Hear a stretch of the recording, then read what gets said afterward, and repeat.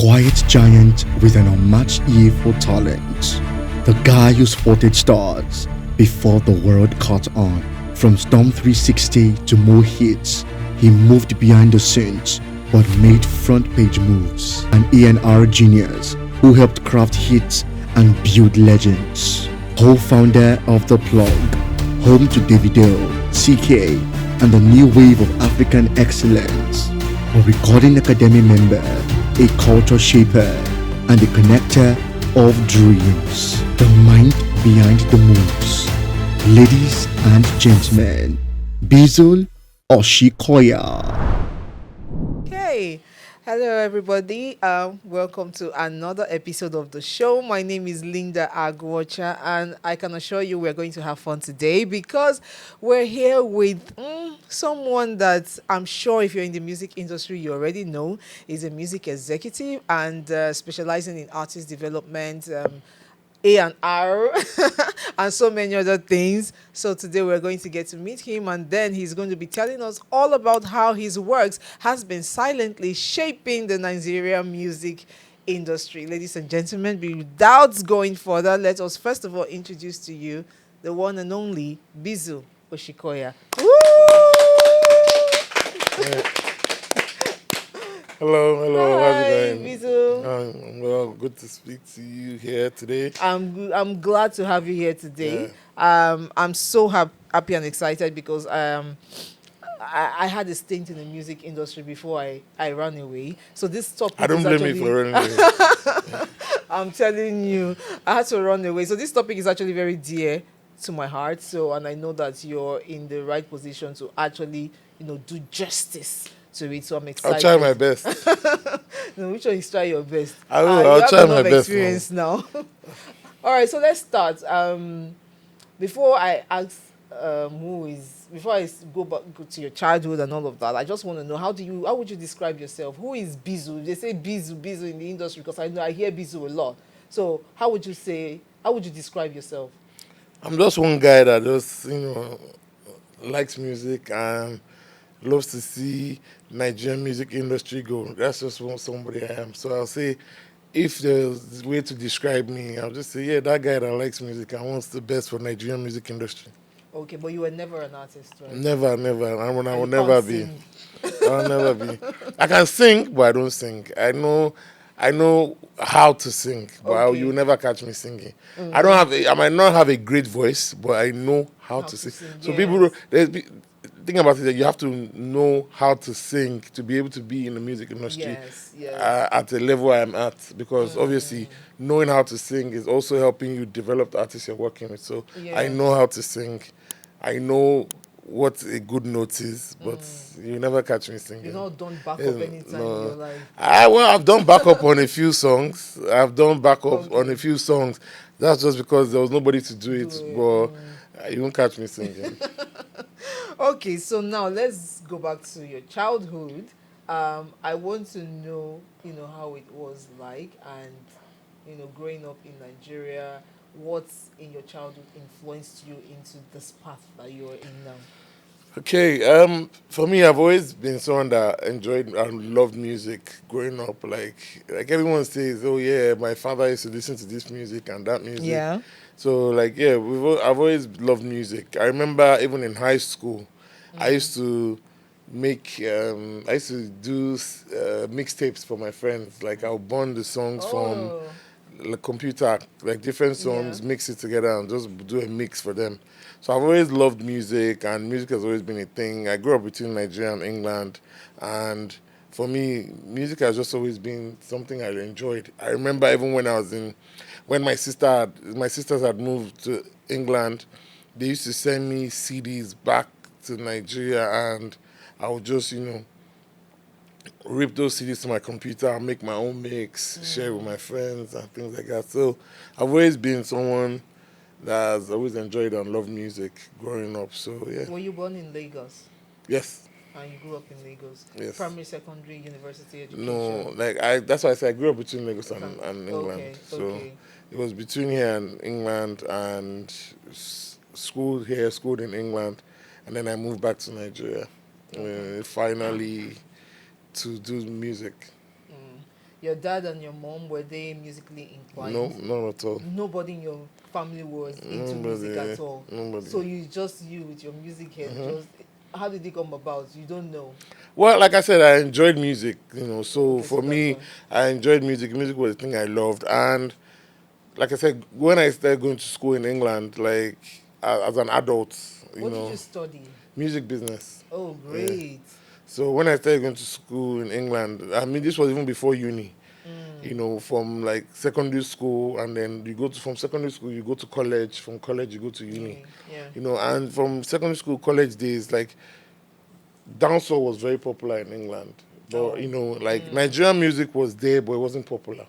It Yeah. was more of just maybe the Afro Caribbean Society in universities, or just small Nigerian events, or they'll do when the Nigerian artists came to England, they'll do concerts in like small halls, not like the main big halls. So excuse me. So for me, I was like, man, we need to get our music to the global level.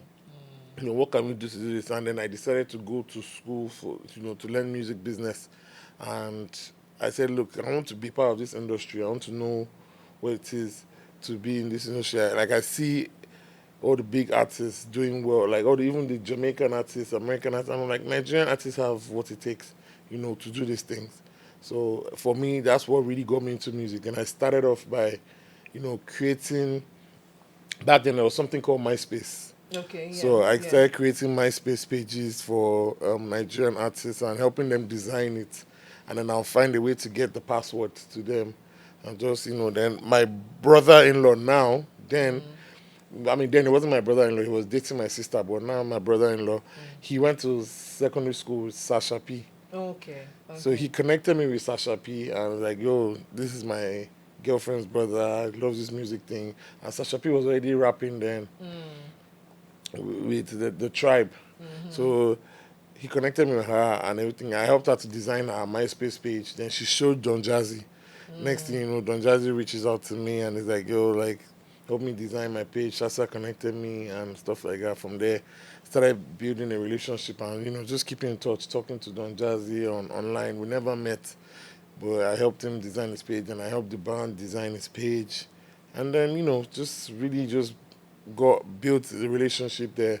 From there, I kept in touch with Sasha doing things. Then she moved on from the tribe. Then they moved to Storm Records, you know.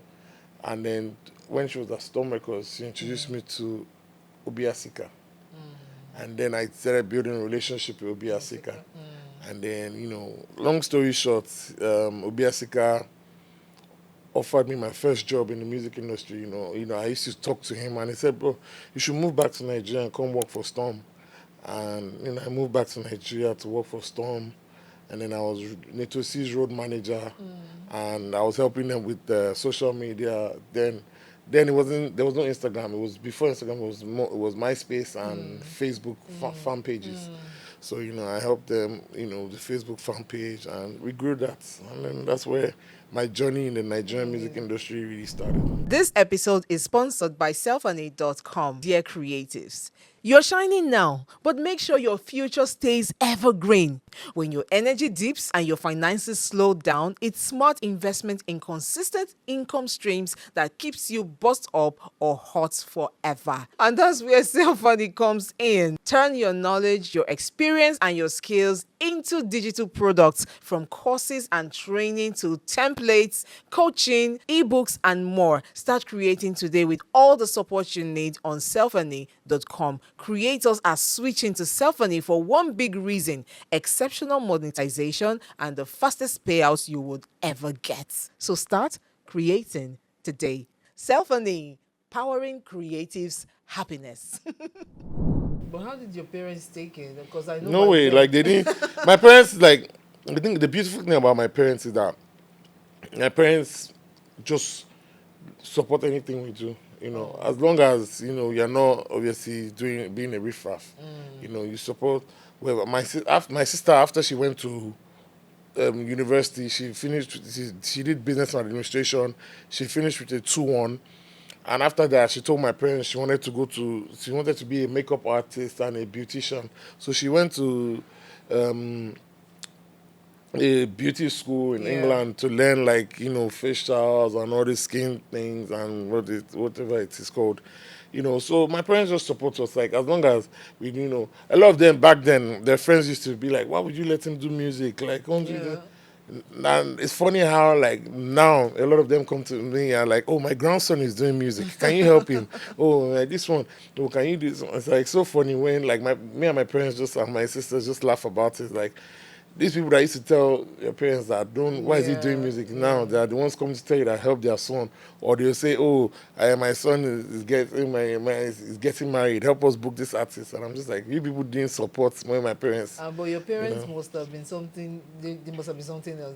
They probably are just different because I know Well, back yeah, then. my parents, like, the thing about it, that so my parents are very different from regular Nigerian parents. My Okay. parents just, you know, as long as this is what you want to do, we'll support you, and it's like, well, you're not, They were not asking you where's the money gonna come from. no, no, like, my dad paid for my school fees early, and, even when I went after doing my school in England, I went to America to film school just to learn about, sound for film and like the sound for film, Yeah. doing like sound recording for things like that, and they supported my dream as well too. So for me, it was just like, yeah, this is what you want to do, we'll support you as But long as, it's really cool yeah, that right from that early on, you were able to figure out that you wanted to yeah, do music as a music business person, executive, yeah, not as an not as an artist. artist. Yeah, I already knew because like for me, it's like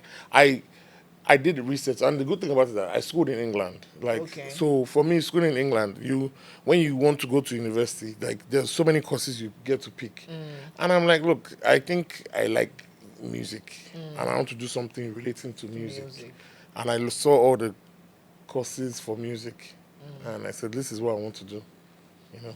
It's cool. I'm just surprised because I know back then it would have been pretty, weird because everybody wants to be in the limelight, but you chose to be behind the scene Yeah, and build I artists. didn't necessarily Yes. want to be in limelight. I also DJed before. That's where I got the name Bizzle from, actually. Oh, from your Yeah, DJ. my name was DJ B.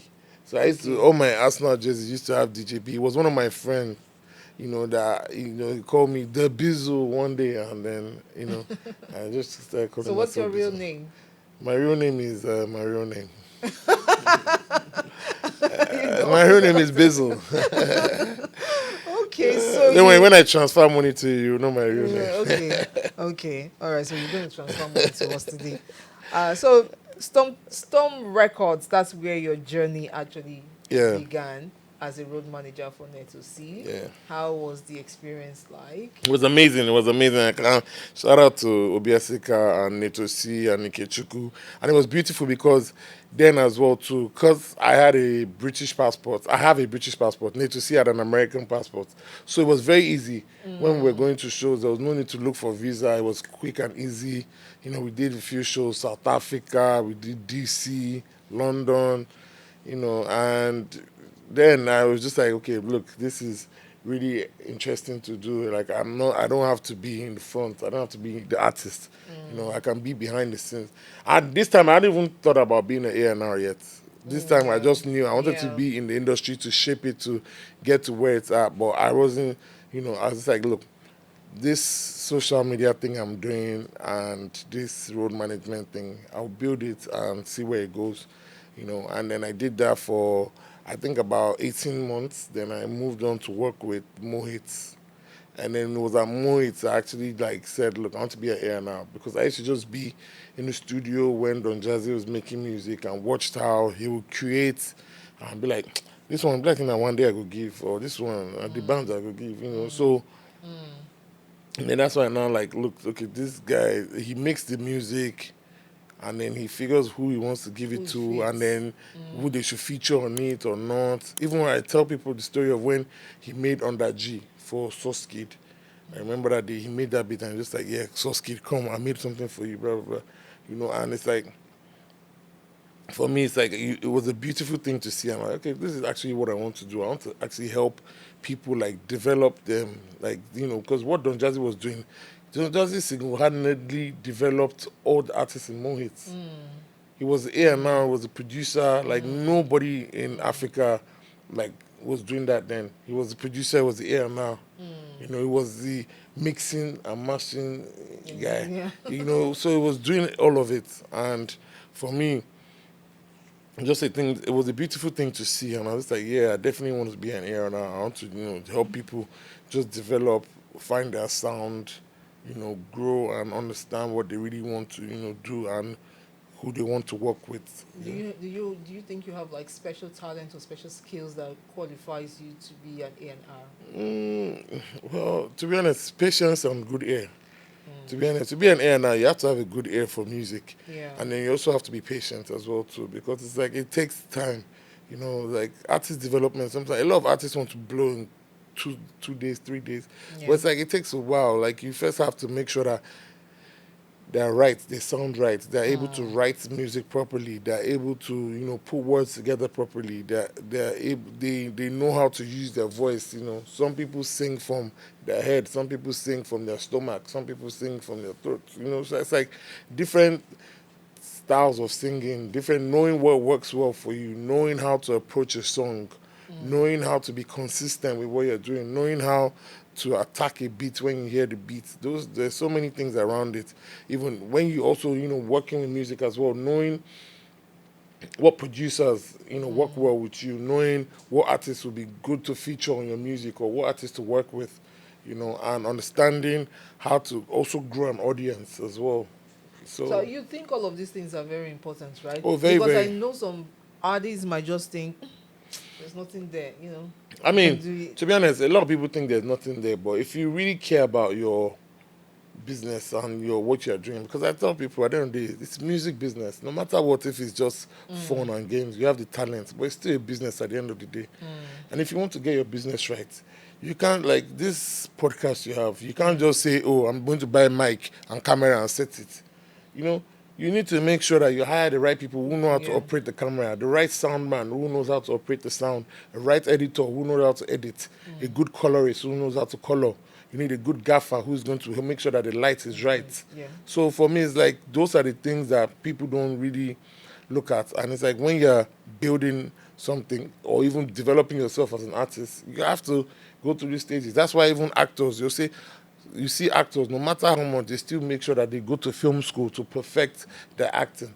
You might have passion for acting. Everybody else, oh, you make a good actor, but you still have to go to film school to know how to, perfect it. It's not easy to just jump into character. You have to learn. You see people who say, I had to do this for a few days. Like, there's a new movie out now, Sinners, where the lady says she had to go stay with voodoo people to teach her how to do the voodoo. It's like some things you have to learn it properly to understand. If you really want to be the best at what you do, you Yeah. can't just afford to be mediocre, You need to be fully in it. But is it profitable to be an A&R executive in Nigeria? Well, depends. If you're working for a company and they're paying you a salary, Which was what you did, Yeah. right? yeah, if you have your own business, and you have the right connections. With someone like me, I've built my connection over the years, and I've been able to say, look, I'm working with this artist, I'm developing this artist. Okay, Bob, I've developed him to a certain level. I'm going to meet Sony. Sony, this is a guy I want you to sign. I'm going to sign him to Sony and still be part of the deal and make a percentage from the deal. So it's like you can do it, but do you have the right network to be able to pitch the artist to the right label that you feel like understands the artist, that can work with the artist to help you achieve what you guys have in mind. So that's what it is. So what you're saying is, for anybody out there who is thinking of becoming an A&R executive, they should know that it's not just about knowing what to do, it's also about building And having the right connections, to be honest. Like if you're an air now and you're not connected, you're wasting your Yeah, time. Because it's like, exactly. how do we, okay, for example, I've done a record with you and you want to work with Akim. How do you reach out to, and you don't have Akim's manager, you don't know Akim, you don't know anyone around Akim. How do you get Akim to be on the song? Type situation. So it's like those are the things that people need to look at. The relationship you have is what really helps you to make your artist great. Because you might be a new artist, Yeah. and I go to and I want Davido to be on the song because of my relationship with Davido. Please come and be on this song for this artist. We'll give you publishing, we'll give you mechanical royalties off the record, just so that we can't afford to pay you now, but we'll give you a good percentage so that you're making good money off the song. We're going to leverage off your brand to blow the artist song, type situation. So yeah, connections is very very important. Okay, cool. It sounds really interesting. My next question will be about this A&R thing. I'm really interested in it, and I wanted to know. Do you want to be an air now? No, no. I'm asking all of these questions because I feel like I don't know. You tell me, but the music industry in Nigeria, I don't think they appreciate that role enough, and I don't know if the music industry even has standards, like kind of standard that you are preaching. So it's almost as if the industry is just for some certain people, and that certain people is you. You are there, and I don't know any other person that is there. Okay, so this is what it is. I'll tell you something. Like on my way here, I read a tweet from Joey Akan, and Okay. just talking about this, where we are right now in the industry, and it's a thing of where it feels like the industry is crashing, It and looks like it. yes, and the reason why is because we are not building professionals. It's like it's more of a thing of where everyone's just chasing to Yeah. blow rather than building a sustainable industry. Everyone's just looking for who's the next guy to blow, who's the next superstar to blow. That's why we see things where a lot of times artists blow and then they leave Nigeria for a while. They don't want to come back because they're seeing how things are working in other industries and they're like, man, I want my thing to be more professional, rather than me just being in Nigeria where it's like child's play. And it would, to be honest, and I don't blame anybody, but problem about it is that if that's why a lot of the labels now, like the big guys, the Sony, the Universal, they're all in Nigeria, but they're not being very successful because it's a thing where they are not also understanding our market Of here. course. You know, and for us, we haven't actually even. I feel like only Mavin and Chocolate City have been able to understand our market here, and YBNL. Every other person is all fun and games, and just like, let me try this, let me try that, let me try this. More people are springing up now. Like there's Keycard, the guys who signed Omale.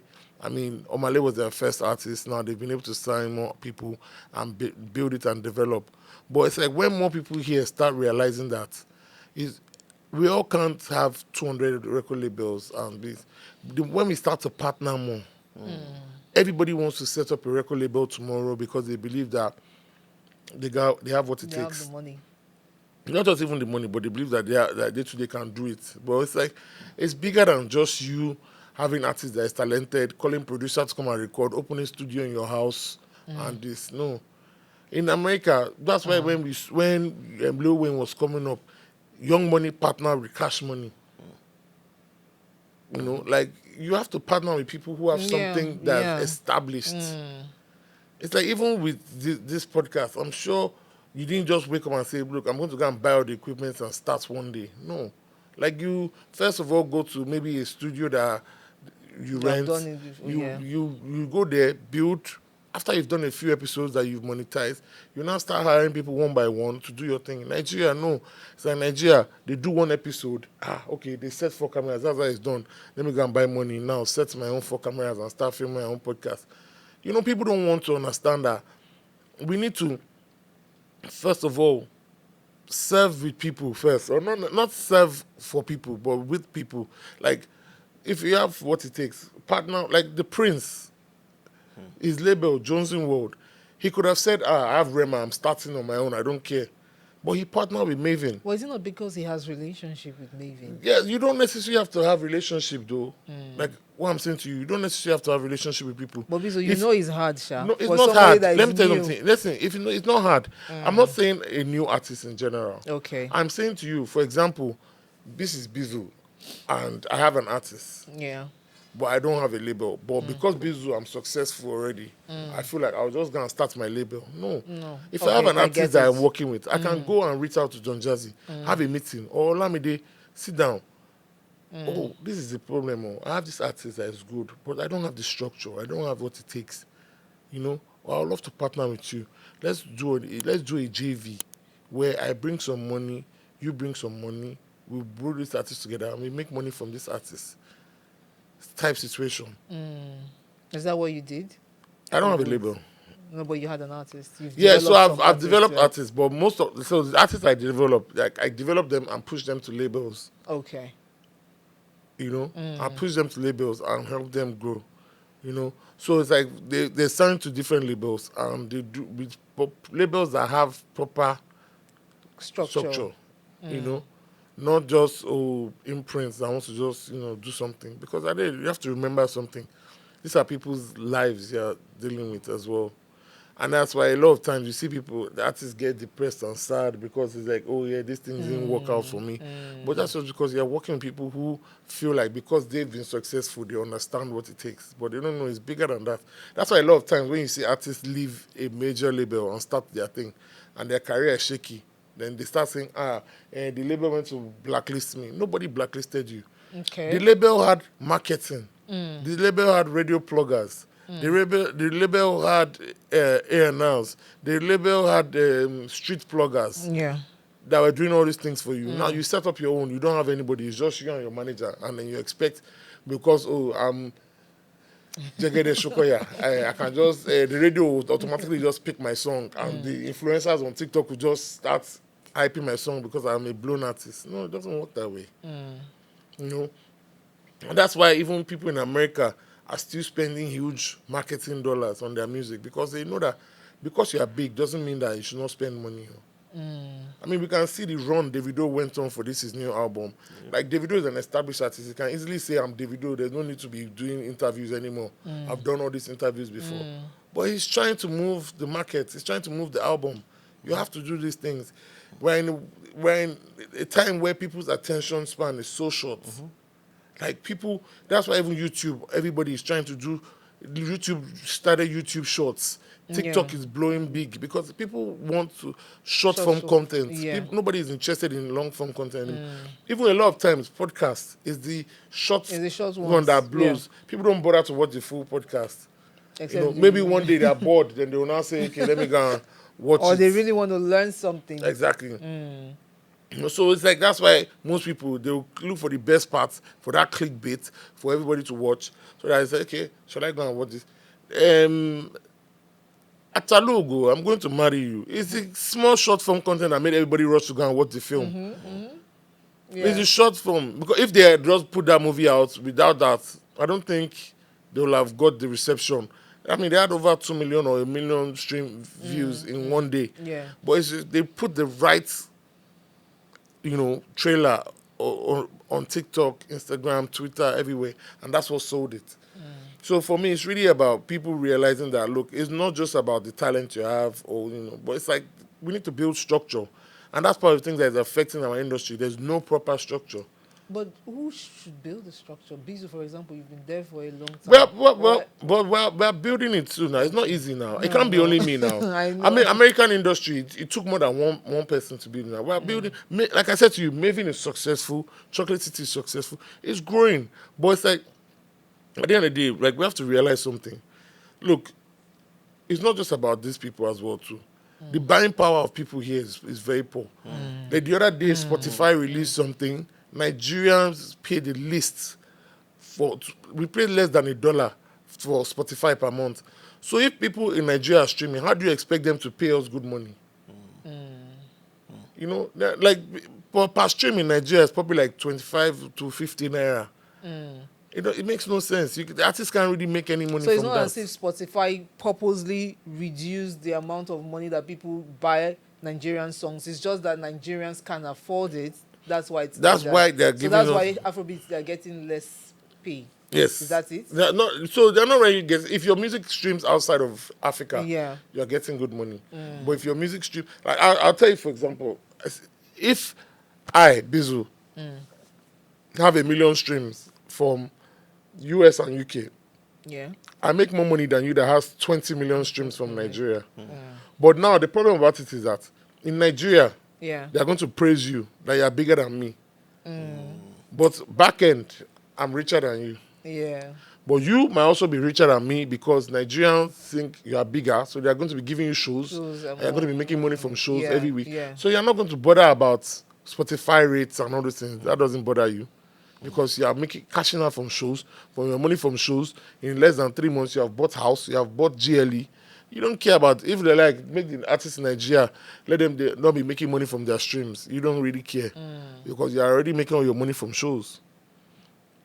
But when everybody starts to come together and realize that, okay, because I'm making money from shows doesn't mean that I should not care about the rates from Spotify. I should make sure that everybody is Because getting that's good the rates. long-term goal. Exactly. you know. Because it's like, look, there are artists in Atlanta who have never done any shows outside of Atlanta. And they are richer than some artists in Nigeria that are big, that have big songs, that have 100 million streams. Because those guys, they are probably all their streams are probably coming from Atlanta. They'll probably have 2 million streams from Atlanta. That's good money. And then they are doing shows in Atlanta, maybe getting 5K from this club every night. In one night, they can do 4 clubs. That's 20K. 20K. Per weekend. Let's just say in one weekend, they're making 60K. End of the month, their streams will come. They have probably made another 15, 20K from their streams. In America, how much is that in 1 month? You do 60K every weekend, 60 times 4. You collect your money from your streams. You can put a nice down payment on a house in America. You can put a nice down payment on a car in America. You can go to a jeweler and say, look, I want to buy this Jesus piece and pay you instrumentally and flex. In Nigeria, we have to pay cash down for everything. Nigeria, you have to you have to do like 200 shows before you can buy house. And that's not even a house in Ikateo. That's a house in Ologolo. So it's like we need to when we all come together to realize that we are all working together to build this industry to be a better place. Not just for, but for the artists in the East, in the North, who are not getting that many shows, but people are streaming their music from Nigeria.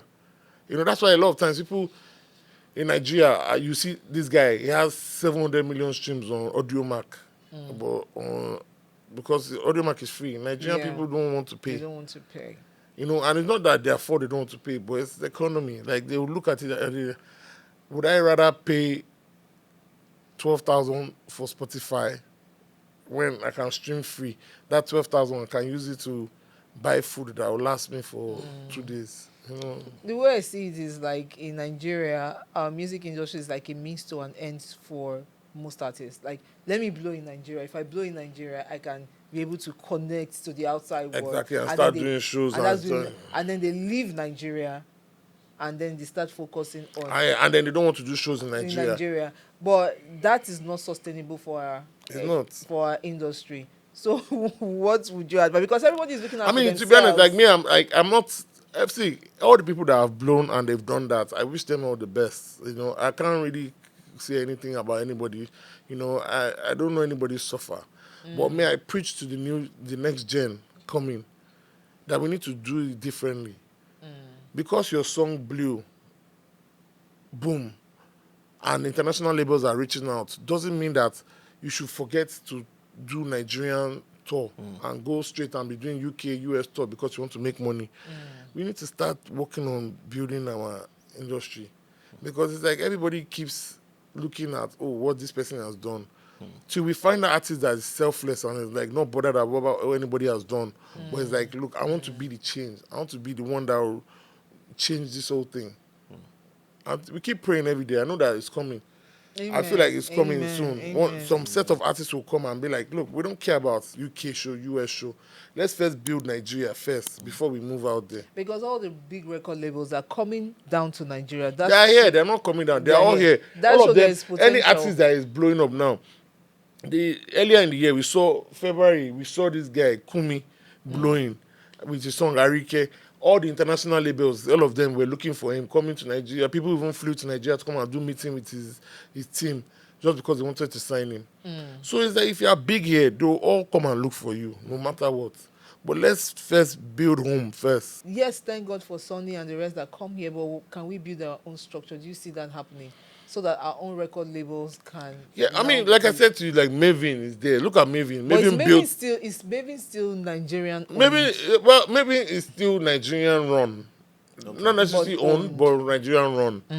They maybe Universal invested in Mavin because they saw what they built. They built something fantastic. It goes. It's same with our fintechs. Yeah. All the fintech companies that are in Nigeria that were built in Nigeria by Nigerians were bought by foreigners because it's like we're building solutions for our ecosystem. You know, we're building solutions for our ecosystem. We're not trying to adapt to international. Look, when Money Point, we saw what Money Point did. We saw what OPay did. They came and said, look, let's find what is going on here and how do we solve it. They did not say, oh, let's go and bring the technology from America to do. Yeah, No. They We need built to it here. find what is here. And that's what Mavin has done. That's what Chocolate City have done. They figured out what it is. We just need more people believing in here. You know, I'm not saying that don't push your music outside of Nigeria, but also as you are doing outside Nigeria, let's try and build inside too. You know, we can't keep saying running away from Nigeria and saying, oh yeah, there's no standard, there's no venues, there's no this. Even if there's no venue, let's keep doing it. Once we start doing it more, people are going to see that okay, these people believe in their thing and they want to invest. So let's talk about some of the artists that you have developed and why you did that. No, I don't want to talk about any artist. I told them to tell you, sir, but I don't want to talk about any artist. Bizzle. No, there's When I reason came, why. I There's said- reason why I don't want to, but there's reason why I don't want to talk about anybody. But let's just like flow. But I don't want to talk about any artist. Any artist I'm not working with again, I don't want to talk about. So, But yeah. how do we learn? No, from we are your- learning now. from your This is no, mistakes or no, for your no. achievements? This is anybody that wants to know any artist I work with, they can go and Google it. But But did this you work is with Tems? yes, but this is What just did you do for Tems? that's the past. Let's talk about now. Let's talk about what we are No, talking but about. Tems is one artist that we are all. And that's what I'm saying. I don't want to proud talk about past. Like, let's just keep flowing in the of. Okay, you working conversation. with an artist now? Oh yeah, I'm working with a few artists right now. I can talk about people I'm working with tell now. me Yeah, about them yeah. and what you're doing Okay. with them. So yeah, we have to ask the Yeah, question so that you know. Yeah. And sorry. Oh, I have my mic. Okay. Yeah. So we have to talk about the people. You have to ask me now. Like, Okay, tell us you who know you are what? working with so that it feels. Okay, well. tell me who you're working with. No, now. but you're laughing. It's not going to be nice because you have to act. You have to flow now. Okay, so Bizzle, tell me who are you working with now, and why are you working with the person? Right now, I'm working with quite a few artists. I'm working with 3 artists: Shine TTW, Rhythm City, Easy Scope. We're currently developing them at the plug and working with them. Shine TTW is the artist that we're managing and developing. He's been signed to a label that we partnered with. Rhythm City and Easy Scope are signed to plug and we're developing them in-house. With Rhythm City, we have a project out now with him and a big producer called Shemzi. You know, I discovered Shine TTW from, I met him at a studio in Lekki, Spells Studio, you know, and he reached out to me like, oh, he saw me at the studio and he was like, yo, I've been trying to reach you for a long time.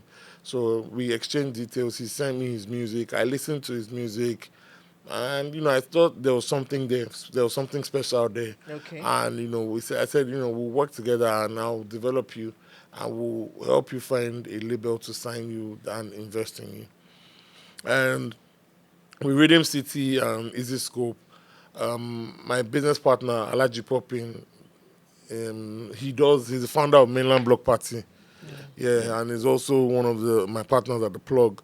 So he he brought Rhythm City and Easy Scope on board. He's like, yo, these guys, I believe in them so much. And, we've been working together to develop them and grow them. And, yeah, but just, building them.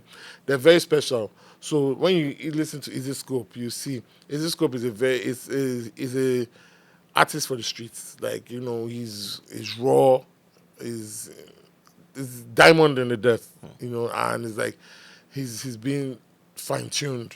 We're polishing him properly for you to see the glow of the diamond. And same with Rhythm City as well too.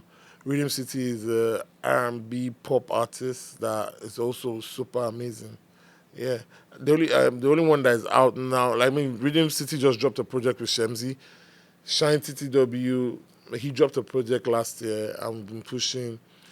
He's done records with other people as well. He was on a record with BN from Kenya and Adekunle Gold.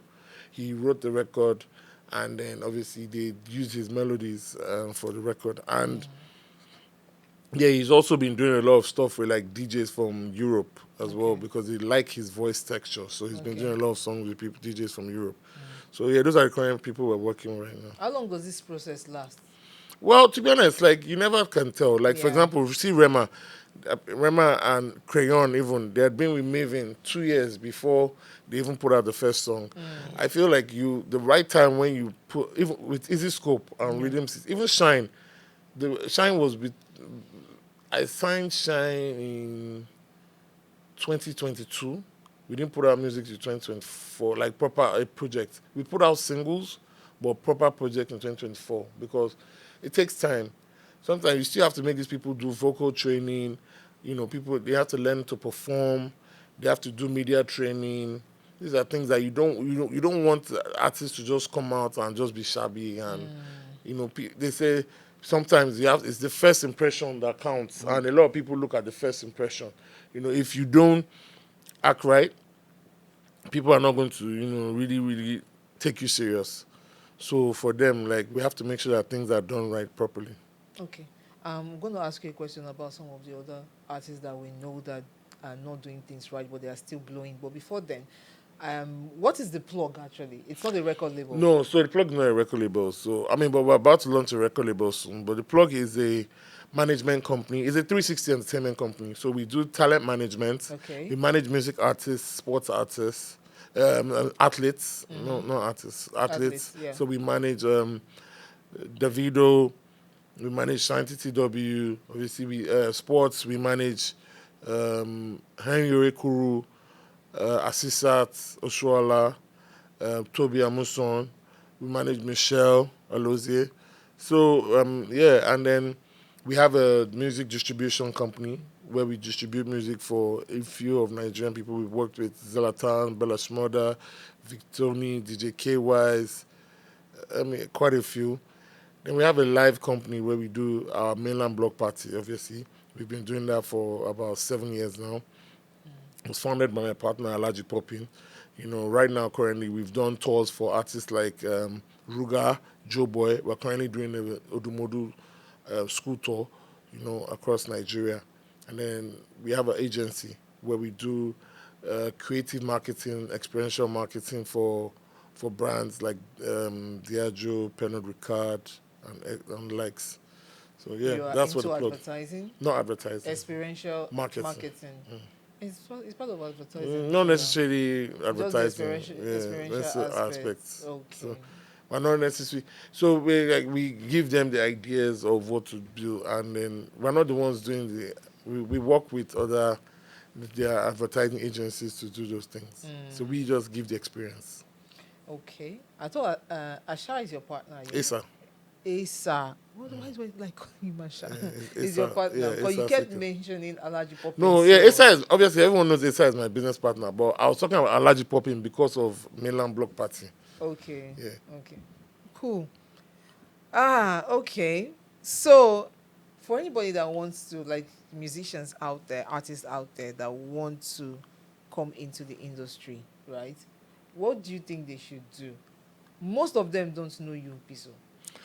They Most don't have of to them- know me, safe. How many good A&R? We have a lot of A&R, but how many of them really have connection? I kept telling you that this industry, if we are being honest, there's just a few people It's almost as if it's made up of a few people. No, but to be honest, there's a lot of people. I'll tell you what it is. There's a lot of young, great A&Rs that I know. But so the thing, this Without is connections. Yes, without connections. And I'll tell you that. But they're building and they're growing. You don't. It's not every time you need connection. To be honest, like Are you sure? Can you no, grow in you will Nigeria grow. without You connection? will grow. If you can't get the connection immediately, you will grow. If I you are know. hungry and you're passionate about what you do, you will grow with connection. A lot of these young guys, it's only right now. I have like 4 A&Rs working with me, and I have 2 I'm mentoring. It's like it's from building now. You learn, you meet people one day, you grow, you continue to grow your network. I didn't know all the people I know now. I've been in this game about almost close to 18 years now. Yeah. I mean, on my phone the other day, I was showing someone I have over 12,000 contacts. I didn't start one day now. As long as you are, passionate and hungry, you get to where you need to be. It's one step at a time. The mistake a lot of people make is that they come in the industry on I want to blow. That's why you even see artist manager as well. Your artist will blow with one song. Next thing your shoulder is like this. You are forgetting that you still have work to do. It's the artist that is the star, not you. When people don't know me, when people say you don't know Bizzle, I'm always happy because you don't have to know me. I didn't come to the game to be known. I came to the game to make things happen, to make the industry shake, to make the industry grow, not to come there for every time they can hire to know me. If you know me, you know me. A lot of people know me on the streets and they don't even know me to relating to music. They just know me for like this guy is a guy that does good to people, And it's like you have to understand some things. Like I say to a lot of artists, like every time it's like, what do you really want to achieve in this music industry? Do you want to be good or you want to be great? Those are very, very important questions. If you want to be good, you can be there and you get one big song and you're just relaxed and you're just like, yeah, I'm good, man. I'll chop off this song for a while. After I'll go and start another business and move on. If you want to be great, then you last as long as, see how long the bands, Two-Face, Wizkid, Davido, Burna Boy, Tiwa Savage, they're still in the industry. Don Jazzy, they're still in the industry. There are people who started with all these people who are not in the industry again because they just wanted to be good. They didn't want to be great. Yeah. Rema wants to be great. And that's why Rema is topping a lot of his peers. If you want to be good, you get to a point where you start to, there's no need for this. You don't want to. But when you want to be great, you spend money on this. You spend money on that. You spend money on growing your team. You constantly fire and hire because they are looking for the best of the best to make sure that you are number one. Why has with Davido, Burna Boy, Olamide, why have they been on top since? Why? Because they've built a solid team of people. Structure. And they've built that structure. Yeah. They're still getting endorsements till now. Yeah.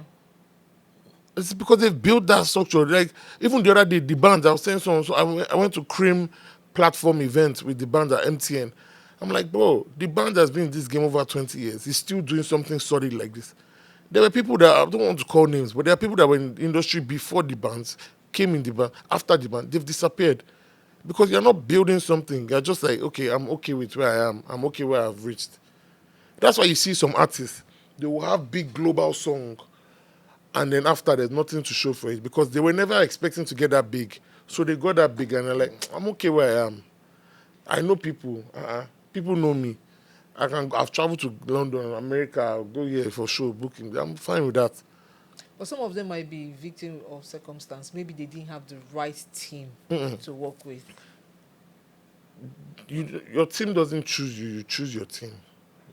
If you feel like somebody is not doing well for you, you look for the next person, you hire. It's not hard. It's not hard now. Burna Boy, his mom was his manager.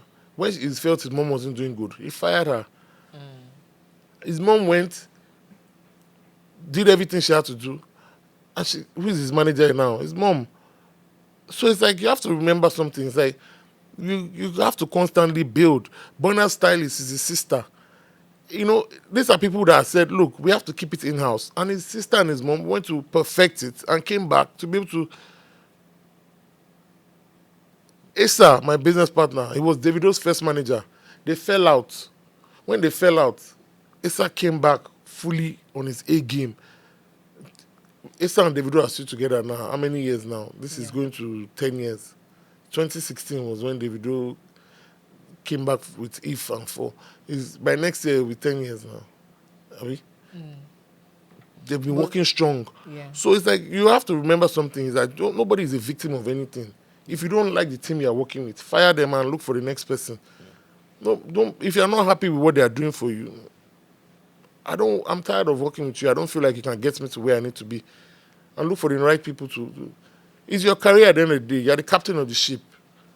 If you are sailing, you are the captain of a ship and you are sailing the ship. There are some rumors in the industry sometimes. I'd be like, oh, when I fired this person, he started blocking my way. No, like how can you fire your manager and he will block your way? Bro, like who doesn't want to make money? Anybody that listens to a manager and doesn't want to work with you is silly.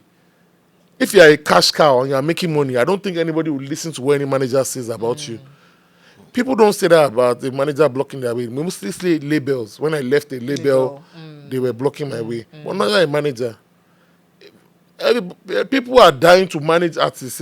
Managers are poaching people in the your manager say, you know, do that one for you. Let me take you. I can take you here. People are poaching artists and telling them that they can do better than their manager. So, like, it's never a problem of manager or team. Label one, yes, you can say the label, but that has nothing to do with, like I tell everybody, if you let your label choose your manager for you, you might have a problem. If you choose your manager yourself, you guys will understand yourself. Okay, so I have one question. Do you think that, because me, I'm an outsider, from outside, what I see in the industry is that it's not about talent. It's sometimes also too not even about connection. I don't know about you, but me, sometimes I feel like there's a God factor in it sometimes. Of course. No, FG. We've been saying this thing from the band's days when I used to work with Mohit. There's something called FG in the industry. You know what FG is? No. Favor of God. Favor of God. You're not a. I'll give you an example. Look at Spyro. Spyro, there's no Godfather. I don't know nothing. Every time Spyro comes and says, "Oh, I want to thank Pastor Bolaji. We prayed and it's just God." It's God. If you pray to God, sometimes God says, "Look, I'm going to turn your life around." Look at Skills. Shake Body dropped how many years ago? Boom, they took the young boy from Barcelona, young player from Barcelona to come and that Skills. When Skills dropped Shake Body, that boy was like 3 years old or how old? Yeah. He was like 3 years old or how old was he? Or I don't know, maybe 5 or 6 years old. Yeah. He's the one that changed Skills' life. Skills is touring Europe now. Even if he's 10, 15K they are giving Skills per city is going to. It's going to Skills is going to do over 20 shows in Europe this summer. Do the maths. It will make over $200,000. Come back to Nigeria, convert that to Naira. Or even not convert everything, put some in high yield or put some in Euro bonds. He will flip his money now if he's smart. Yeah. So it's like at the end of the day, it's like it's God. If God says, look, it is you. Ashake, in his song, he said, I just blow, but I know my set. Because it's like, I've been in the game since, but I'm just blowing now. But, so it's like, when God says it's your time, it's your time. It will be like film chick. And I always tell everybody, every artist I work with, just pray to God that God should let your time come. Because once your time comes, it's going to just be like, everything will just be moving, and you're like, what's going on? But if you now offend God, I mean, we've seen people in the industry, they were number one everywhere, private jets, everything. Yeah. And boom, all of a sudden, their whole career just crashed. And now they're scrambling to, they still have money, but they're scrambling to like try and be relevant. It's kind of how they used to be relevant now. Scandal. So, but what would you advise? Because let's just say anybody with this digital age, anybody can blow. Anybody. You can stay from anywhere and blow. But how do you stay relevant for a long time? You've been in the game. You've seen what they've done. Jazzy did, what the band, Davido, he's been in the game for a long time. So what would you say would be your advice to people who want to stay relevant for a long time? I mean, understanding times, to be honest. Like, someone said to me, Bizzle, like, you've done you were with them more hits, them to see era. You move to them one deco era. You move to them this. Now you're really young boys. You have to just keep staying relevant and finding yourself and being. Look, if you come useless, everybody's going to forget you. If there's no use for you, nobody's going to forget you. You know, look for something, look for a service, or look for something to provide. As an artist, make sure that you are finding ways to make yourself relevant. If you don't, it doesn't always have to be music. Build your brand. As you are doing music, find a way to be joining with endorsements, or maybe fashion, or acting, or something, or constantly stay relevant. Like, people forget people quick. Yeah. Quick. If you don't do anything interesting, everybody has forgotten who you are. So if you are not trying to find ways to make yourself relevant, boy, you're going to struggle. Everyone's attention span is short now. So short.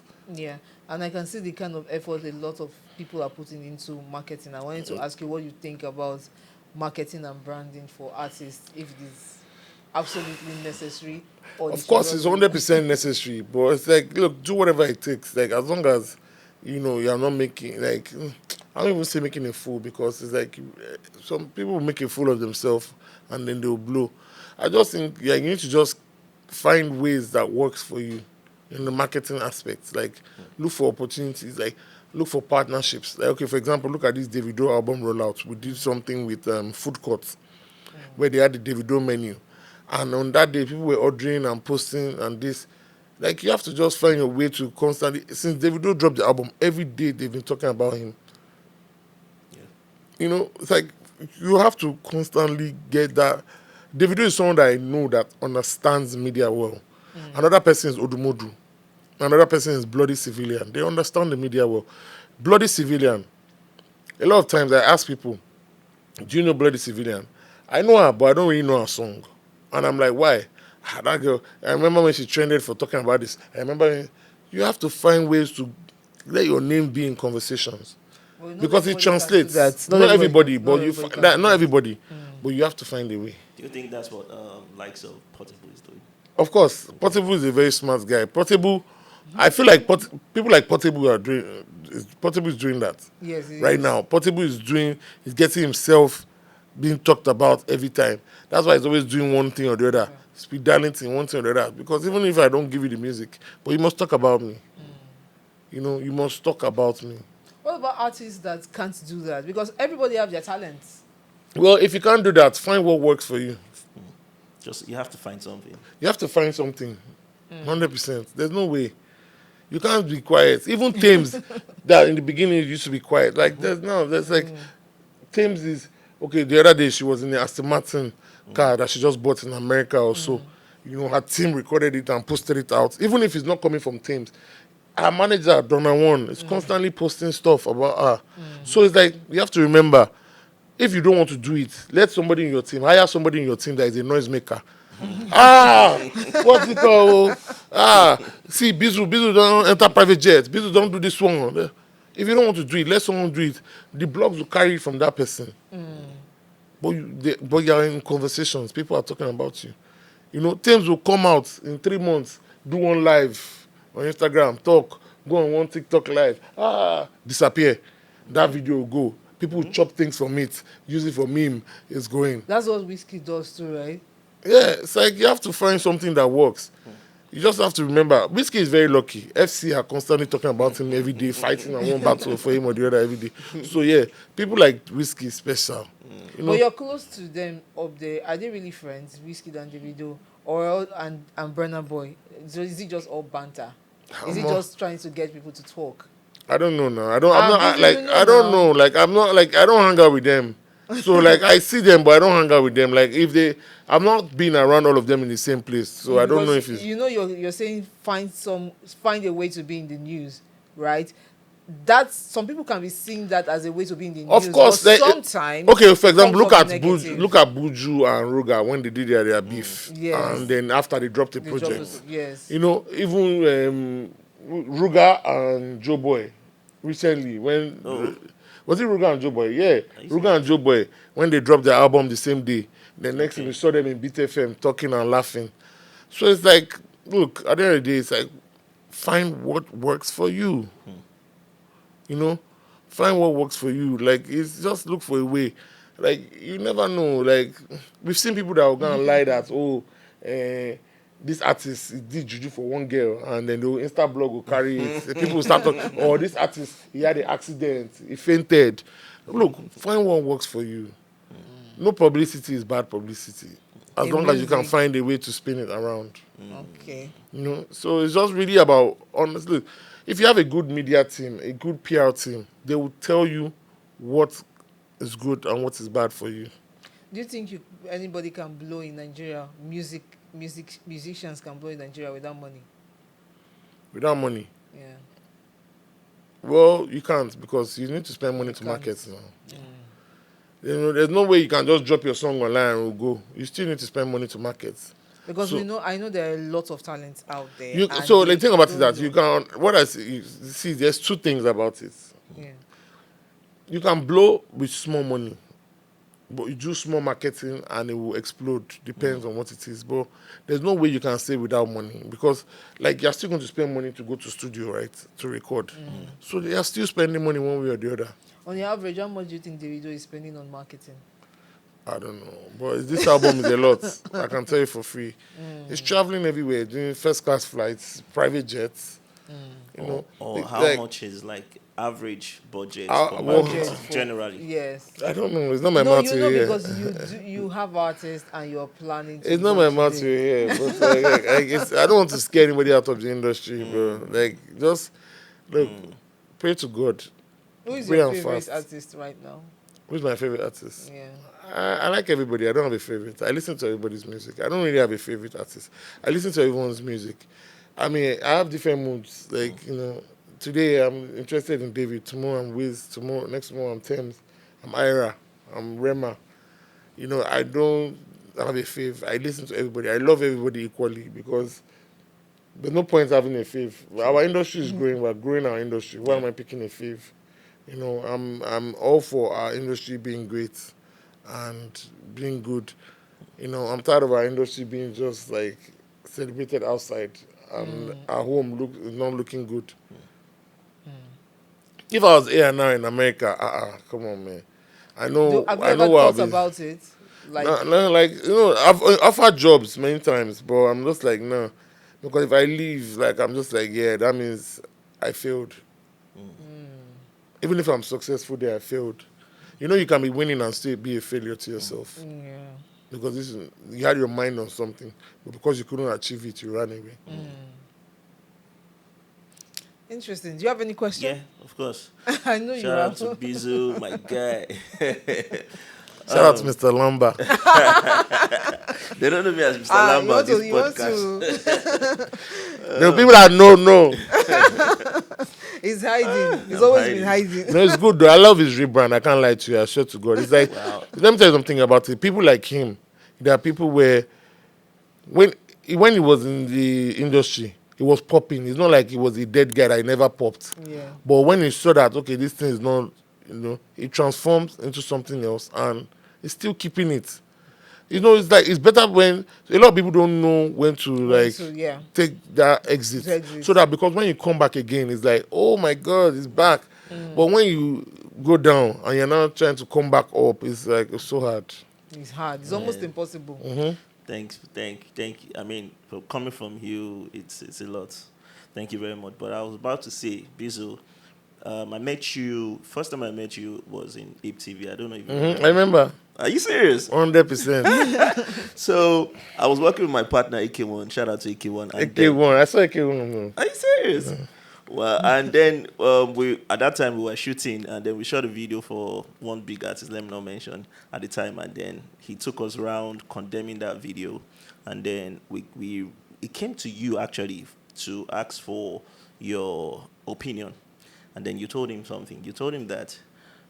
You told the artist that he will never find a video better than, he will never shoot a video better than this. And then you called us to the side and then you told us something and I'll never forget in my life. You said, why would you allow somebody rubbish you I mean, as a creative, that boosts our confidence at the time. And that's how I know you, to be honest. Since then, that's how I remember you.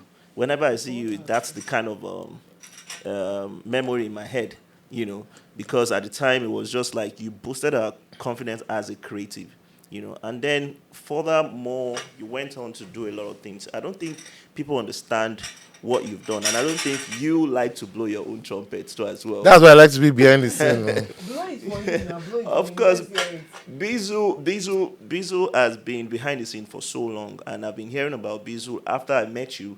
We hear about Bizzle, and I'm like, is it the same person? The old Empire Mohit, for example. Okay. The structure. Everybody keeps saying structure, structure. Before we know and understand what structure is, they are the structure behind one of the biggest. I mean, there's a lot of team there, but he in particular too is big now. And now I look back and I'm like, oh, okay, so this is what worked. Because now everybody is online. Everybody now know the importance of PR. When back then we did not know what the value is. And the advancements of Mohit at the time, because we look at Mohit at the time like they were just just way gone. They were ahead of everybody. I remember when I told put Don Jazzy onto Twitter. It's like, I bet this thing is boring. 2 weeks later, he said, this thing is sweet. It's like, yeah, it's enjoying it. It's like, it's like, for me, it's like, always like, I've always seen these things, like, even with all this, even with promotion on Facebook and all these things. I remember back then, a lot of people didn't really care. Like, I used to tell them, like, I beg, what's this one? But it's like, a lot of things that I would say that maybe one thing I used to blow my trumpet, I'll say is that I'm one of the people that made a lot of Nigerian artists like really, really get on social media. 100. And use social media. Rest in peace to Sound Sultan. If he was here, he would say it today as well too. Rest in peace. I used to make everybody like let know that look, social media is the thing. This is going to be the future. And I look at where we are now. You can't do nothing without Just it. social media, yeah. And that's why I'm saying, we have to give you your flowers because people don't know this. People just hear the name and, I even hear sometimes like some people that really don't know what you've done. It's like, oh, this guy just came now. Do you understand what I'm saying? And I'm like, nah, you guys don't understand. But furthermore, I would like to ask, you made mention of something that is scary. You've been here for a long time. You made mention of something that's really, really scary about the industry crashing. And then that's scary to me. And I feel like you actually know what the problem is because you've said it right. You've been saying it all through this podcast. Yeah. And it is us not, proudly being Nigerian. We quickly just wanted to move this industry to abroad and, wanted to make it foreign, How do we, and I think money is important. Marketing our music here and making sure our people buy it here is something that we have not been boldly focused. Everybody come together. Let's know how to market it. Because I used to say something that this whole music industry was built over hype. Even the people that we celebrate, which is Kenny's music that we celebrate, were literally like a presenter. So they hyped the music up and we didn't focus on how do we sell this music. I mean, for Nigerians, 200 million Nigerians right now, how do we directly sell it to them? I know that we are okay and we don't even need to go anywhere to sell it. What do you think we could do to solve that problem, like, for real? So for me, I feel like we found a solution back in the day, which was vast, which was where people were doing the ring back tune. Yes. But they shut it down because the telcos were ripping people off. The telcos were taking 70% No. and giving the vast companies 30% to share with the artists. So the government shut that out because they're still vast now, but nobody really cares anymore because it was like it was a big scam. A lot of people in the vast made mad money from that. I remember back then, Mohits were weekly. I think we're doing like 20 million on vast from ringtones from all the artists and everything. Yeah. They're cashing out. Right now you can't even tell me one artist that's doing 20 million weekly on streams or stuff like that. So it's like we found a solution then, but we kicked it out. I feel like you said, there's 200 million Nigerians. How do we find that solution to be able to cater to them and give them music that they are willing to pay for? The problem is that even Nigerian streaming platforms have come, but people would rather get Spotify and Apple, and I don't blame them because obviously you want to be able to listen to your foreign music as well as your Nigerian music. But if we had And that, sometimes it's just like Nigerians like foreign stuff. if we had that streaming platform in Nigeria where, it's like you can listen to music for all these Nigerian guys, and you know that, okay, look, I'm charging you 15,000 naira a month, and I know that artists are getting 25 naira per stream. So if an artist has 1 million streams, that's 25 million naira. By the time we take our cut, blah, blah, blah, you're still seeing something. We need to find a way to be able to get it to the point where the royalty rates that artists are receiving is good. Now, let's not forget, it's not just even about the streaming as well, too. Let's go back to the publishing royalties, from performance royalties. We need to fix our, collecting societies in Nigeria first. It's in shambles. It is, Those are things that we need to work on. What more can I say? It's like, even like I said to you, even with the industry crashing, like we need to figure out how do we celebrate home? How do we enjoy home?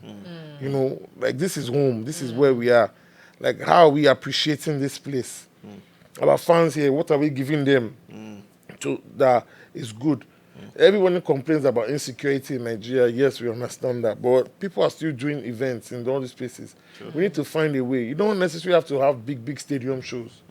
Even if it's small events that we are doing, it's good enough for us to be able to give to them. But we need to be able to give our people something for them to appreciate. So that way, even if we tell them pay 15K, they know that they're paying for value. Yeah. So it's really just about finding that solution, Like, yesterday I tweeted something. I said, it's two things, You need to find what people want and find how to solve that. Once you can do those two things, you'll be rich forever. And then we have we already know that Nigerians love some certain type of music. I don't think anybody in Nigeria will not want to buy our music. They've proven to some certain level that they love Olamide, they love Asha, they love Wizkid, Davido. They've proven to that extent. So, that's an insight to we already know.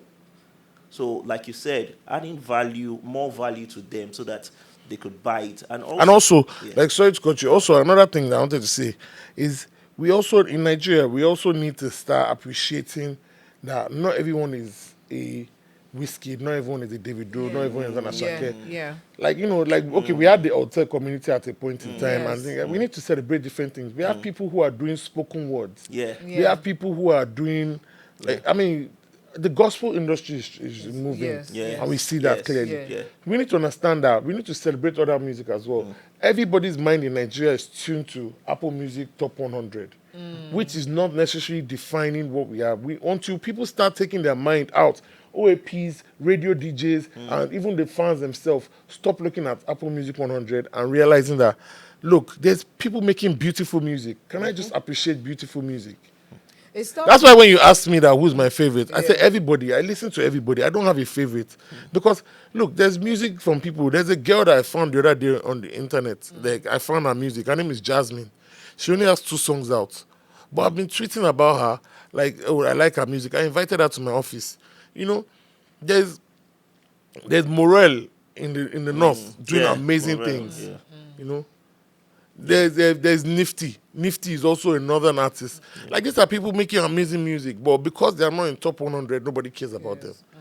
We need to start opening our ears and minds to new guys, new talents, and new sounds. Because, look, that's how our industry can get big. And people need to realize that we need to move into community. As an artist, I can if I find a venue that I can perform to 200 people, I will do 200 Lagos, 200 Ibadan, 200 Abuja, 200 Akure. I'm good.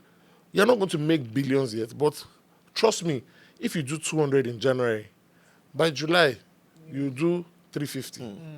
Because those 200 will bring friends. Yes. Yeah. They enjoy the performance. By December, you do 700.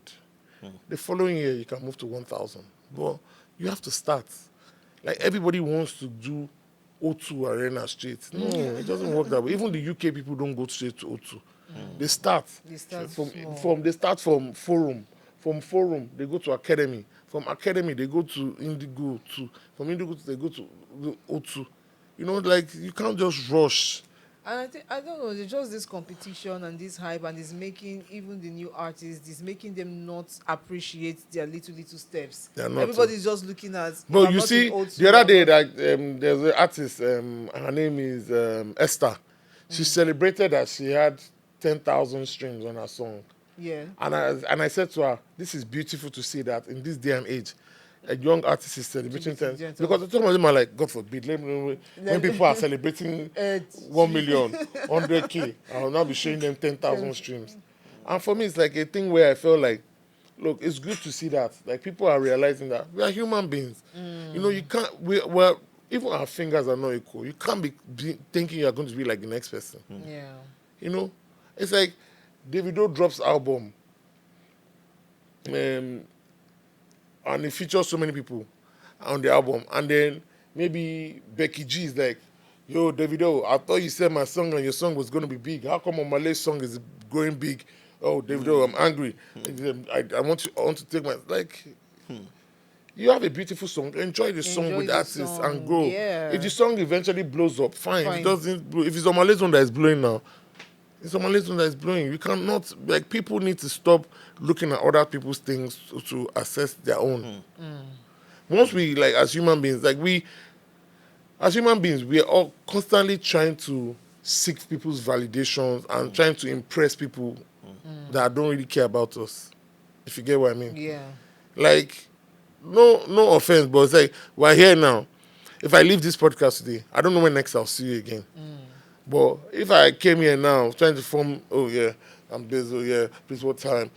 You know, it's like that's a bad impression on me. Yeah. You'll be like, you go about telling people that one, who does he think he is? He came on my show trying to, you know, so it's like, we need to just live our life and act like, look, nobody sees me. This is what I enjoy. This is what I'm doing in my house.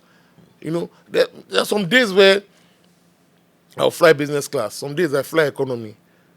It's my money. It's what I feel like flying at that point. Yeah. I don't have to be killing myself to say I must be business every time, or if people see me, Bizzle is business. You know, it's your money, your life. Like, you do what you want with your money.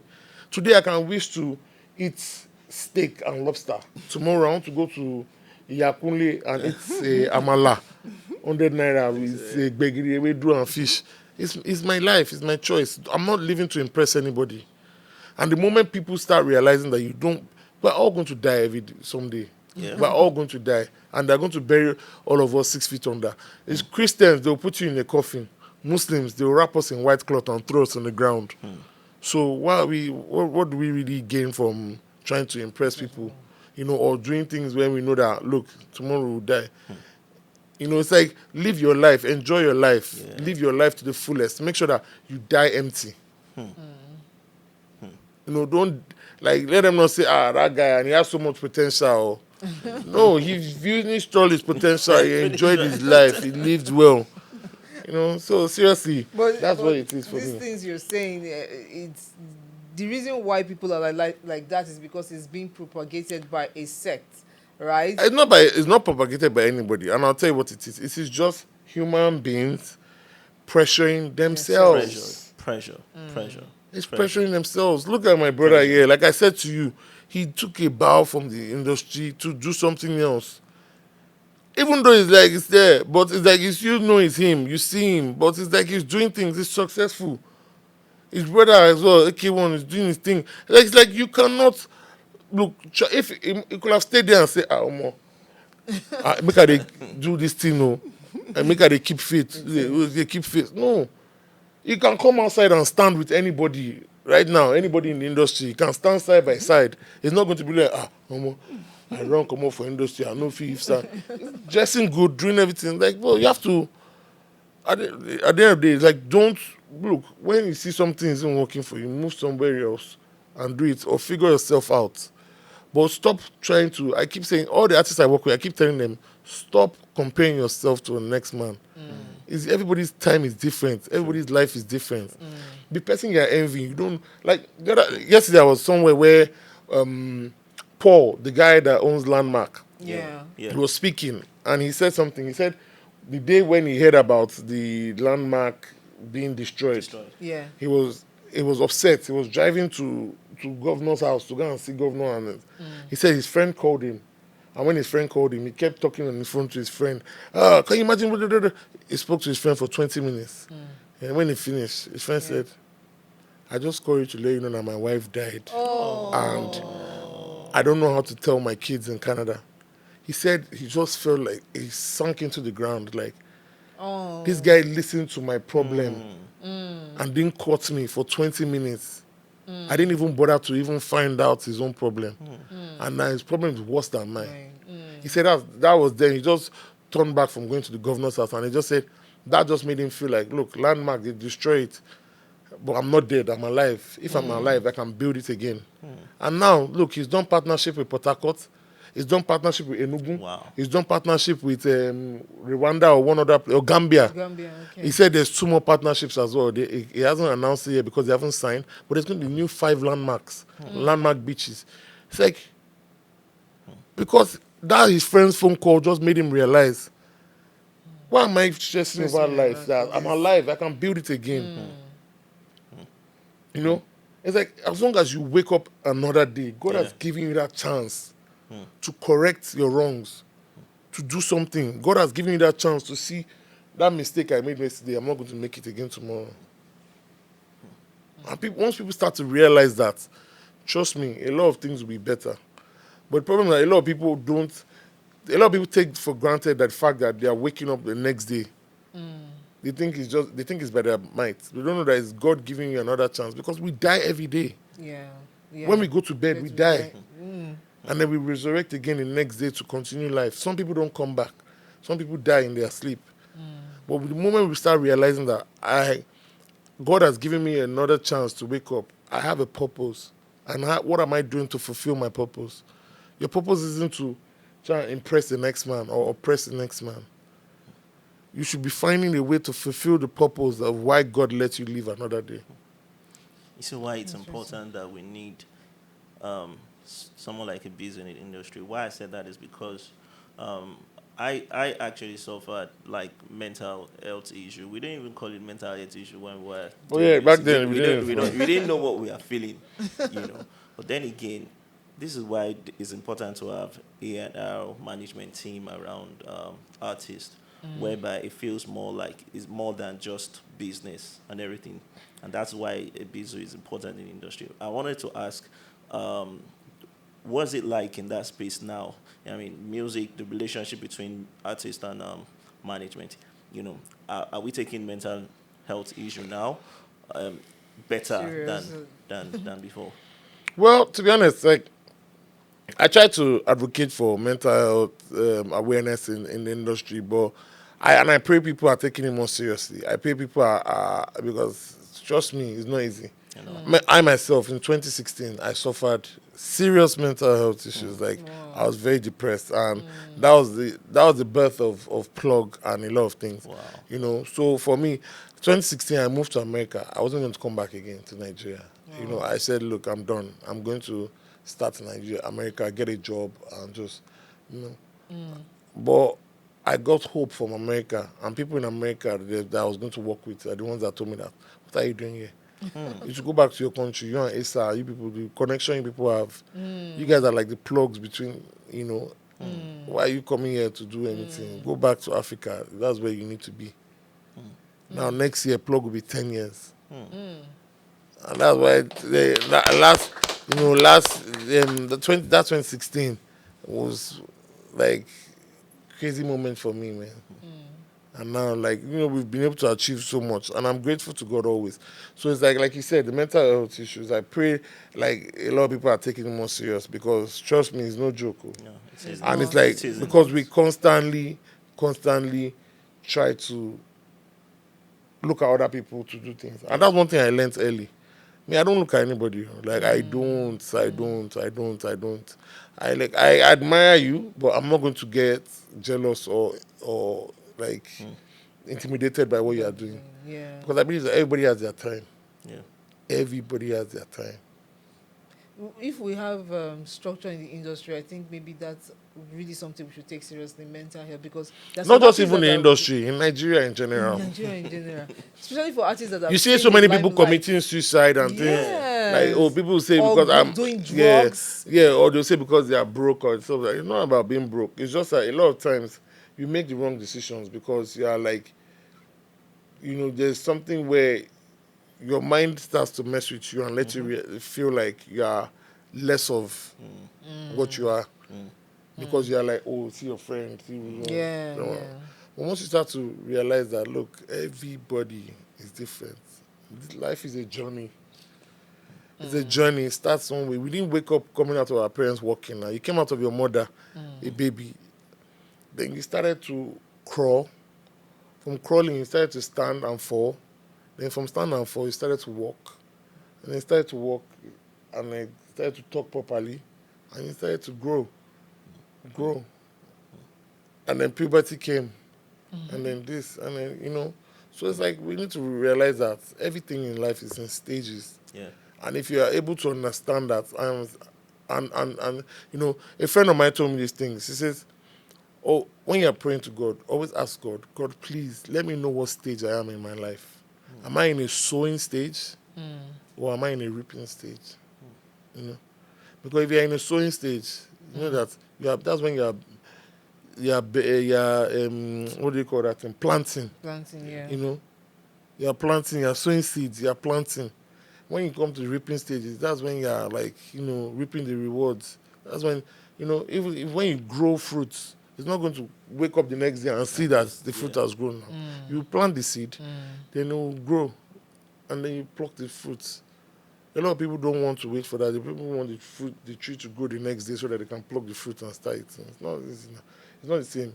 In business as well, you invest your money in business. If business grows, you make money, you make profit, you invest the profit back, you grow the business, you make another profit, you invest it back, yeah. and then maybe by third profit is not when you can now start saying, let me keep some profit for my pocket.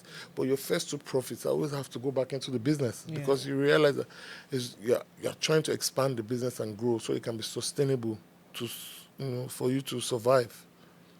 So what would be your advice to artists that are just coming up in Nigeria that wants to... Someone asked me that question yesterday as well when I spoke, and for me, my advice to artists is, to be honest, is like take this thing serious. It's a business. It's not just I'm coming in, I want to blow. Understand it. Shout out to people like Godwin Tom who have created the Music Business Africa School. People need to learn the actual business of music. Understand what it is. Yeah. So that way it helps you know what you are trying to achieve. It's not just about coming to blow. It's more than talent. I tell people talent is 10% of it. The business is the real 90%. Understanding the contracts, understanding the rights, understanding the legal ones and tools of it. It's very, very important for you to know these things. And then that also important for you to have a right team of people who believe in you. Not people who want to rip you off, but people who believe in you. Somebody used to tell me something about the bunch then. He said one of the reasons why he thinks the bunch is successful is because he has a team of people who actually believes in him. Oh yeah, that's back in the day. Like the band was our egg. Like Shout out to the team, Bankoli, Bizzle, a lot of Sunday people. Array, Sunday Array, everybody, Kamal, Kamal. everybody. The band was the egg. Like the band was the superstar. Like we protected the band. Like he never really used to go out. He never did this. Like he would just be. He was never. We will go to club. Everything. The band will come to club once in a while, and we'll spend maybe 30 minutes, disappear. They'll get him out of the club. Like we. Shout out to Don Jazzy as well. Like they built him the band into a superstar. The band was our very first superstar in Nigeria. The others were, no, I'm not saying they were not stars, but the superstar, the band, and And why did they choose the band actually? I don't know, because the They band saw and Don something. Jazzy we started the label together now. So Yeah. the vision they had from UK already, they already had Because that. the band is not one of the best singers Yeah, ever it's not in even the about world singing. Exactly. It's not but like at it's least not about the singing. It is about how you package package. it. In Destiny's Child, Kelly was a better singer than Yes, Beyonce. yes. But Beyonce was the package. Is That's Kelly why you better than see Beyonce? she's a better singer than Beyonce. Really? Of course, 100%. I'm not saying artist package, but a singer. Singer. Even go and check. Tina knows Beyonce's mom put something out recently. Go and check it. Kelly was a better singer. You know, so it's like That's like for the band stage was a ton. I mean, like a transformation in the industry, whereby we did not know really know how what a superstar really meant. And then when more hits came, we understood it was like this is the standard, and that's why I give props the to band and Jazzy were the first people to start demanding business class for artists and things like that. Those things are very, very important, because it's like, look, you have to put yourself on a level where like no one is able to disrespect you and just take you for granted. Very few people are doing that packaging thing that you're talking about right now. But like you said, it's not for everybody. Everybody Not cannot for be everybody. the band. Everybody can be. But I see a Rema doing stuff Yeah. like that right now. Yeah. It's being packaged as a superstar from beginning. And I also witnessed it with Wizkid as well. It was being packaged as a celebrity, but not everybody have that. Not everybody will enjoy that. So Exactly. I want to quickly touch on the plug. It felt like we knew what the plug was before the plug. Yeah, the brand name, The name alone. you just made us understand that okay, These guys plug you, they can plug you anywhere. exactly. But before we didn't have a name for it. It wasn't solidified. And when you and your brother Asa started this, what I want to say is it also showed us how important it is for Partnerships. Yes, 100%. Yes, I was so impressed. I was so happy.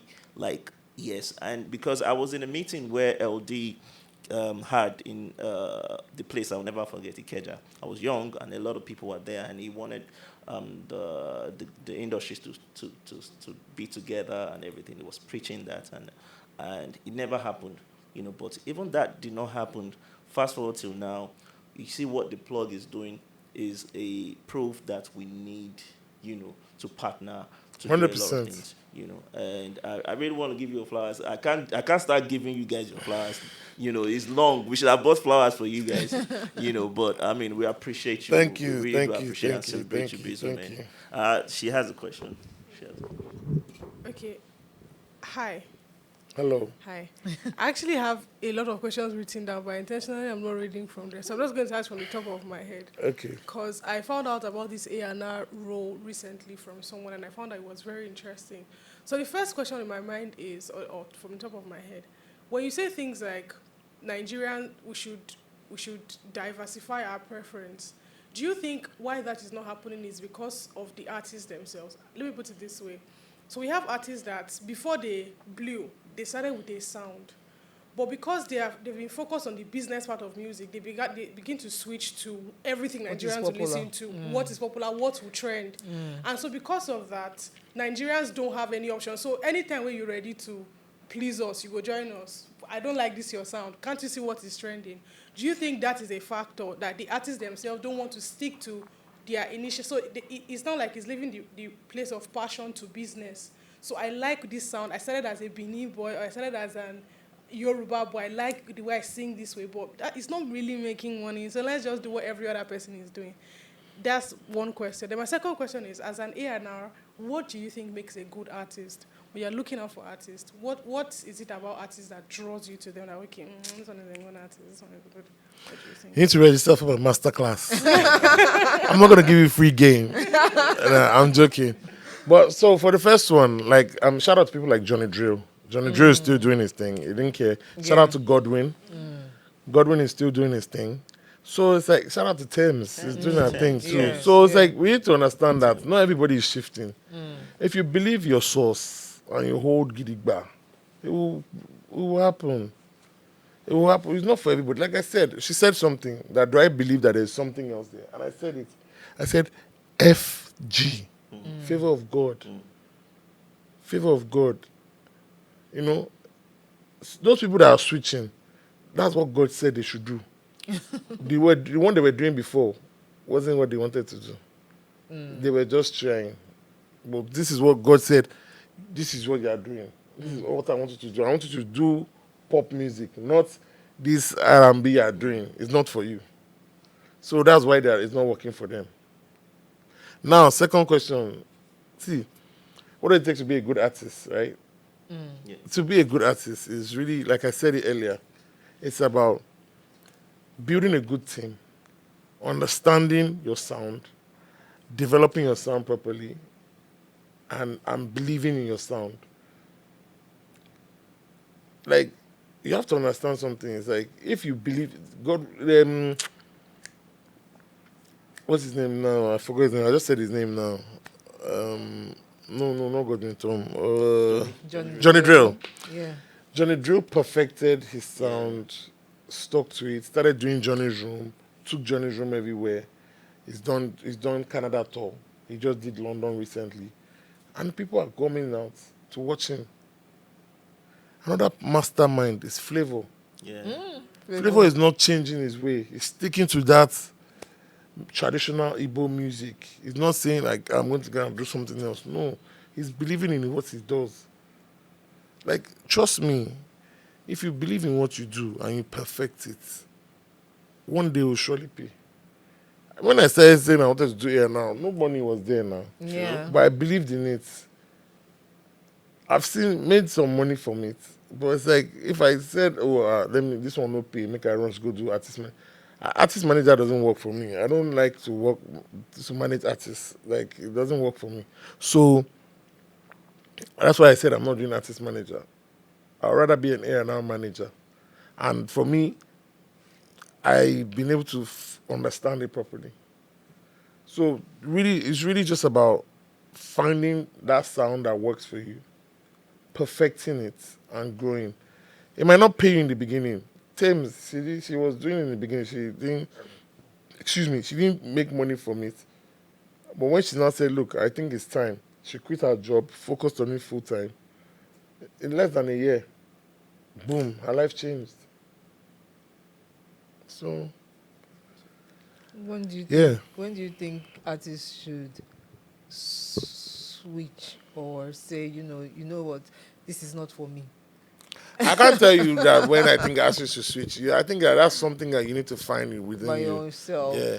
It's like you saying, when do I think, I tell someone that I think it's time for them to stop eating. Or when I think it's time for them to stop drinking. Yeah. You're the one that will know when you have reached your limit and you're like, okay, maybe this isn't for me. Like me, I don't drink. So, alcohol. And for me, it's like, why? Because I felt it wasn't for me. I'm naturally ginger hyper guy. Alcohol doesn't do anything for me. It just makes me feel sick. So why drink it? That's really strong of you being in the industry, not drinking. You know, What do you do when you a lot go of to people say club? it's strong with me. I'm a Muslim. I Okay. pray 5 times a day. People say, how do you do it in the industry? It's like, it's discipline. It's discipline. And in life, one thing I'm grateful to God for is being born a Muslim, because part of being a Muslim is discipline. It's not easy for you to wake up every day, 5 a.m. to pray. And then you pray 5 daily prayers. If you miss your prayer, you pray everything. You must complete those prayers that day. It's like, it's the same way with drinking. You discipline yourself. I don't like it. I'm not going to drink it. I've drunk before, but I didn't like drinking. So I stopped drinking. But a lot of artists feel like drinking, smoking is all part of the game. What do you say to that? Well, to them, is that what they feel? No, if they feel like that, it's good. Like, there are a few artists in the industry who don't drink or smoke. Like which one? No, it's left for them to tell you. I can't tell you them because they already play that card of like a drink. They If I drink. expose them, then it's me spoiling their brand. So you see, most people will be at home now and be thinking they need to drink because this person is drinking. You and know, some of you them are don't not need to drinking. drink. It's like what works for you. You know, it's like what They works need for to you. I mean, understand look that at it's not Rema. Recently, we saw Rema just started smoking weed and everything openly. That's what he wants. Like that he's trying to play. I'm no more the young boy sweet Rema. I'm a bad boy now, and that's what works for him. People need to know that artists are also performers too as well. Like we see actors. It's under Yeah. creative. I mean creative like arts form. And like you are saying now that when people see them and they want to imitate them directly, So not that's not knowing really that that's not their real life. They're performing. no, basically, they do it so well that they are doing a great job at it. Do you understand what I'm saying? It's not meant. We are not meant to see A lot of that- times, a lot of artists have two lives. Yes. So the Davido you see outside might not be the Davido that is inside with his friend or with Choma. The same Burna Boy you see online might not be the Burna Boy that you see inside. Or the same Wizkid. You know, everybody has two lives. But at the end of the day, you have to remember some things. Like a lot of people are looking at you, and you can't always show who you are. That's why even a lot of all these artists, you see them in their house, they'll tell you, "Don't call me this name, call me that name, or call me my real name," because I'm not a celebrity in the house. I'm me. Okay. So I think I had this question, but I think you've answered it already, right? I You pretty said much somebody- answered any question every you might think of and it's asking me. Like, but somebody was saying it seems Afrobeats is dying down even on the global stage. Do you think that is correct right now? Afrobeats is doing what Afrobeats is doing, man. Like, I mean, I'm more concerned about home than outside. Than outside, yeah. So let's build home first. Outside will wait for us. Okay. Thank you. I think you've answered all my questions. So, do you guys have any more questions? Nah, No? we're good. Okay. One? All right, go ahead now. You can't crush shots. Good evening, sir. So, at the beginning of the podcast, you said something about customizing your jersey. Like you're an Arsenal fan. No, I'm not too. You're not. Okay, I was going to ask if there is a probability of Asta beating PSG in the return leg. I wish them good luck, man. They did it with Barcelona, but PSG is not giving them an easy time. So I wish them a good time. I wish Arsenal and PSG a good time. But I know one thing for sure. I know that Barcelona is winning the Champions League. So that we can sing Oya Shake Body. Shout out Yes, to now, Scale, because man. I know that once they win, Skills will be performing Yes, Shake sir. Body at the final. Yes, so that's sir. why I'm rooting for them. I'm rooting Nice. for Skills, man. Like Skills, I'm so happy for it. Yes, What is sir. going on for him. Scalo. Yeah, man. I mean, I'm not really a football guy, sir, but like if I was to say, I used to be back in the day. I used to support Arsenal. Then, like about 15 years ago, I moved to Man City because Arsenal wasn't doing it for me anymore. So I moved to Man City, and the reason why I moved to Man City was just because I didn't want to go to Man U. So, and I didn't want to go to Chelsea. So I said, look, I'll go somewhere else. Yeah, Man City. Great, great, great. It's been an amazing time. It was with amazing you. drinking tea with you. Same and here. Hopefully, we'll get to invite you again some For other sure, time to definitely, discuss definitely. more. So, final question: what would you want to be remembered for in the industry? What's your legacy? What are you building? Before you go. Anything they want to remember me for, they should remember me for. I don't want to tell anybody what to remember me for, but just remember me for the good things and not the bad things. Any bad thing that I might have done or you heard about me, delete it. Yeah, always just remember me for the good things. That's it. Hopefully, we'll build the industry. Like you said, you're hoping We have the to, new we have to. guys. You're hoping the new guys coming up would come together, and then we can build an industry that we are all proud of. Music is beautiful. Music is life. Amazing. Everybody loves music. Music is life, oh. I'm telling you. So it's painful. We need to really get our acts together, and I feel like we can do it. We have what it takes. 100%. Everybody all over the world, they love Nigerians. They know Of that course. we are unique. So why not? Let's get this thing rolling. Let's do our own thing, and let's be celebrated world over for it. So thank you so much, Bizzle. Thank For the you. encouragement. Thank you for having me, Linda. You're welcome. All right, guys. So I think that brings us to the end of this episode for today. Thank you so much for watching. Remember to like, comment, and share. And if you have any questions, leave them in the comments as usual. And hopefully we can, and it's not even hopefully, we can get Bizzle to answer any direct questions you have for him. For sure, definitely. Yeah, great. So until next time, guys. Bye. Bye.